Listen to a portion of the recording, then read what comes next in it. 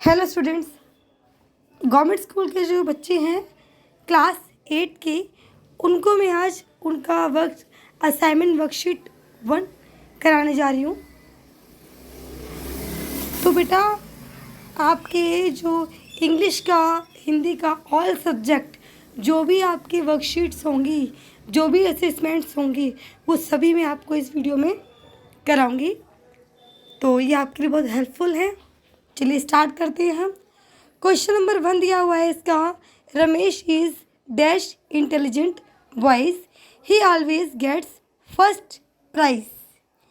तो आपको इसमें ये बताना है कि ए आएगा, एन आएगा, द आएगा या नन, कुछ भी नहीं आना है। इसमें आपको जो इंटेलिजेंस में जो आई लिखा हुआ है फर्स्ट वर्ड, वो है आपका वोवल। और कभी भी जब वोवल होता है, किसी भी आर्टिकल आपको बताना हो, ए या एन लगाना हो, और आपके सामने डैश के बाद जो भी वर्ड स्टार्ट हो रहा है, इंटेलिजेंस है या कुछ भी वर्ड जो स्टार्ट हो रहा है, उसके वर्ड का फर्स्ट अल्फ़ाबेट देखो क्या है। अगर आपके वर्ड का फर्स्ट अल्फ़ाबेट वोवल से शुरू होता है, मतलब AEIOUN, इस किसी भी वर्ड से, इन 5 में से किसी भी एक अल्फ़ाबेट से अगर आपका वो वर्ड शुरू होता है, तो वहाँ आपका आएगा एन, ANN। तो यहाँ लिखा है Ramesh is dash intelligent boy, he always get first prize. Ramesh एक बहुत होशियार लड़का है और वो हमेशा फर्स्ट प्राइज़ लेकर आता है। तो यहाँ आएगा Ramesh is an intelligent boys, an आएगा, he always gets first prize. Second question पे आते हैं। I want to ask dash questions now. I want to ask मतलब मैं आपसे पूछना चाहता हूँ या चाहती हूँ डैश क्वेश्चंस नाउ। तो यहाँ पे ऑप्शन दिए हैं आपको। सबसे पहले ऑप्शंस देखिए क्या दिए हैं। ए में दिया है ए, बी में दिया है एन, सी में दिया है द, और डी में नन। तो आप देखो, जो आपका फिल इन द ब्लैंक्स है, उसके बाद जो वर्ड है क्वेश्चन जो वर्ड है, इसका फर्स्ट अल्फ़ाबेट है क्यू। तो जो क्यू अल्फ़ाबेट है वो वोवल नहीं है, तो यहाँ आपका आएगा A. I want to ask a question now, क्या मैं आपसे एक क्वेश्चन पूछ सकती हूँ, तो आपका यहाँ आएगा ए। थर्ड क्वेश्चन पे आते हैं। There is dash huge statue of Rani Lakshmibai at the square, कि यहाँ पर एक स्टैचू बना है रानी लक्ष्मीबाई का, ठीक है, स्क्वायर शेप में।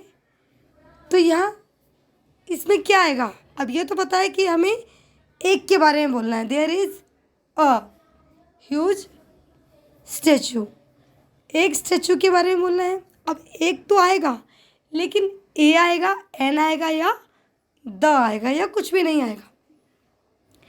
तो आप देखेंगे जो ह्यूज लिखा हुआ है वो है एच से लिखा है। एच क्या है? वोवल नहीं है, तो यहाँ पे आएगा आपका A. There is a huge statue of Rani Lakshmibai at the square. Next question पे आते हैं हम। Where is dash statue of unity situated, कि जो यूनिटी सिचुएटेड है उसका स्टैचू कहाँ है, ठीक है। अब स्टैचू बोला है तो स्टैचू तो क्या होगा? एक ही है, बट उसके आगे लगेगा क्या? ऑप्शंस में देखो, ए में आएगा ए, बी में है एन, सी में है द, और डी में है नन। तो नन तो नहीं आएगा, ठीक है। अब बचा ए, एन और the. Where is the statue of unity situated, तो द आएगा स्टैचू के आगे, क्योंकि जब वो स्टैचू है तो किसी भी जैसे कि जो फेमस लोग होते हैं, किसी भी फेमस का ही स्टैचू बनता है, हर किसी का स्टैचू तो बनता नहीं है, आपका और मेरा तो स्टैचू नहीं है, किसी फेमस का ही स्टैचू है। तो किसी फेमस के बारे में हम बात करते हैं, या फिर हम कभी किसी स्टेट के बारे में बात करते हैं, ठीक है, कैपिटल के बारे में बात करते हैं, तो वहाँ पे द लगता है। या फिर किसी हिस्टोरिकल चीज़ के बारे में बात करते हैं, या किसी हिस्टोरिकल बुक के बारे में बात करते हैं, तो वहाँ पे लगता है द, ठीक है। तो यहाँ आएगा where is the statue of unity situated. Next है 5 question. One can not compare dash orange with dash banana. One can not compare, हम किसी एक को कंपेयर नहीं कर सकते dash orange and dash banana. दोनों में डैश दिया हुआ है, ऑप्शन दिए हैं ए और एन। ए और एन का मतलब फर्स्ट क्वेश्चन में दिया है ए और एन, कि पहले में ए आएगा और दूसरे में एन। दूसरे ऑप्शन में दिया है बी में एन और ए, कि फर्स्ट में एन आएगा और सेकंड में ए। और सी में दिया है द और ए, कि फर्स्ट में द आएगा और दूसरे में ए। और डी में दिया है नन। तो देखिए आप, one can not compare dash orange. O क्या है?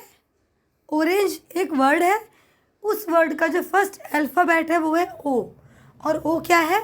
वॉवल है, ठीक है। तो वॉवल है तो इसके आगे क्या लगेगा? An. One can not compare an orange with dash बनाना।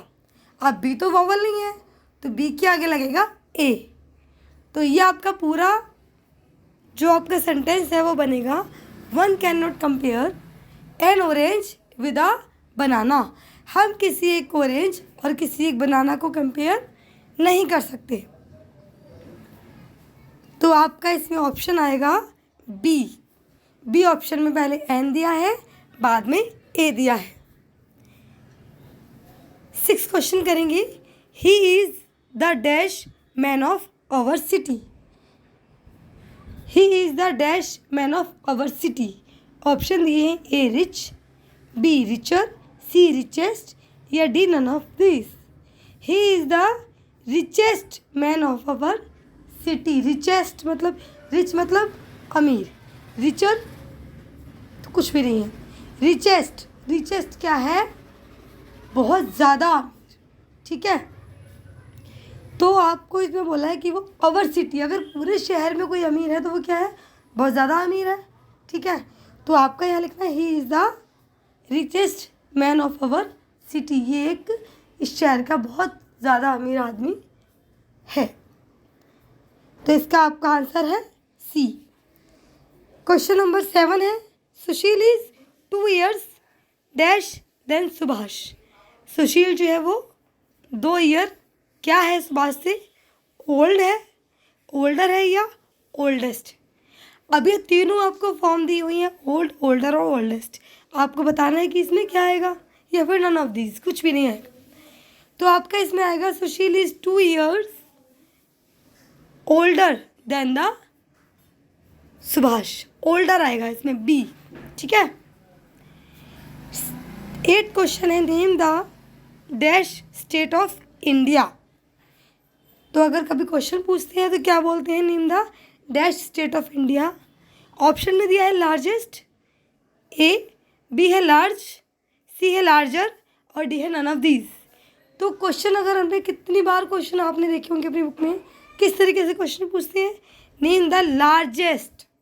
कभी भी लार्जर या लार्ज नहीं पूछते हैं, लार्जेस्ट सबसे ज़्यादा स्टेट ऑफ इंडिया। लार्जेस्ट सबसे ज़्यादा बड़ी मतलब इंडिया की सबसे ज़्यादा बड़ी स्टेट कौन सी है? तो लार्जेस्ट आएगा यहाँ, ठीक है। सी, तो इसका आंसर हुआ आपका A, largest. Name the largest state of India. Question आता है 9। It was a dash corona vaccine. Option है A simple, B simpler, C simplest, या D none of these. It was a, वह एक सिंपल कोरोना वैक्सीन वो एक बहुत ही साधारण कोरोना वैक्सीन थी। तो इसका आंसर है आपका A, it was a simple corona vaccine. Question number 10, there is no animal dash faithful than the dog. कोई भी जानवर डैश फेथफुल और देन द डॉग, डॉग से ज़्यादा वफादार नहीं है। There is no animal, option दिया है A many, B more, C most और डी नन ऑफ दीज। तो आपका इसमें क्या आएगा? Most. There is no animal most faithful than the dog, dog से ज़्यादा वफादार कोई जानवर नहीं है। तो इसका आपका आंसर है C, most. There is no animal most faithful than the dog. अब इसी तरीके से बेटा आपका ये असाइनमेंट वर्कशीट 1 कंप्लीट हो गया है। अब अपने नेक्स्ट वीडियो में आपका जो भी नेक्स्ट वर्कशीट असेसमेंट जो भी आएगा उसकी वीडियो आपको देखने को मिलेगी। यहाँ मैं डेली आपकी जो भी डेली की अपडेट वर्कशीट या असाइनमेंट आते हैं वो मैं इस पर डालती रहूँगी और आप इसको देख के इसकी हेल्प से अपना काम कर सकते हैं।